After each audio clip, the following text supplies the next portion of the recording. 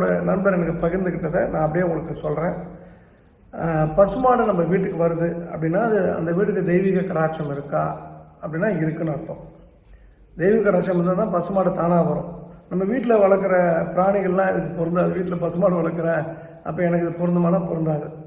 காகம் வந்தால் அந்த வீட்டில் முன்னோர் ஆசி உண்டுன்னு அர்த்தம். அப்போ அந்த குளவி கூடு கட்டுறது வந்து இந்த செங்குளவி நம்ம வந்து கூடு கட்டுது அப்படின்னு சொன்னால் குழந்தை பாக்கியம் அந்த வீட்டில் கிடைக்க போகுதுன்னு அர்த்தம்.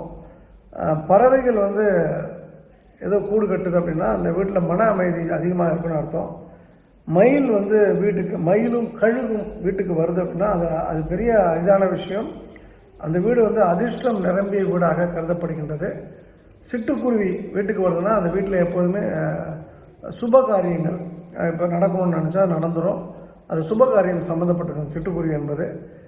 வெட்டுக்கிளி வருது அப்படின்னு சொன்னால் அது வந்து பணம் சம்மந்தப்பட்டது.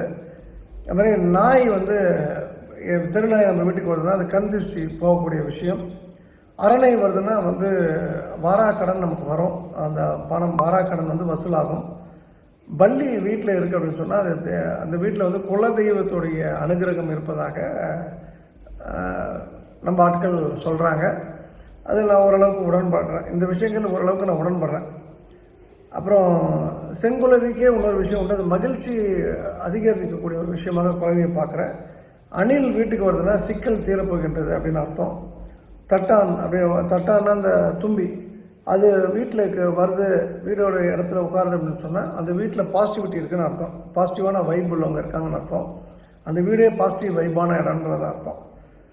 கிளி வருது அப்படின்னு சொன்னால் அந்த வீட்டில் எதிர்பாராத நல்லது நடக்கும். நீங்கள் வந்து டெய்லி கிளிக்கு சோறு வச்சுட்டு என் வீடு கிளி வருதுன்னு சொல்லக்கூடாது. அது அது அது on its own it has to come. பொன்வண்டு அப்புறம் கருங்குருவி இதெல்லாம் வந்து வீட்டுக்கு வருது அப்படின்னு சொன்னால் நீங்கள் பெரிய காரியத்தில் வெற்றி பெற போகிறீங்கன்னு அர்த்தம். பட்டாம்பூச்சி வந்து முன்னோர்கள் சித்தருடைய ஆசி உங்களுக்கு உண்டு. என்னை பொறுத்த வரைக்கும் பட்டாம்பூச்சின்றது சித்தர்கள் தான், கடவுள் தான். அந்த ஆந்தை வீட்டுக்கு வருதுன்னா அது லக்ஷ்மி கடாட்சம் உங்களுக்கு வரப்போகின்றது அப்படின்னு அர்த்தம். இது ஏதோ எனக்கு நான் படித்ததில் வந்து இதில் நிறைய விஷயங்களோட நான் உடன்படுறேன். எந்த விஷயம் உடன்படுறது தேவையில்லை.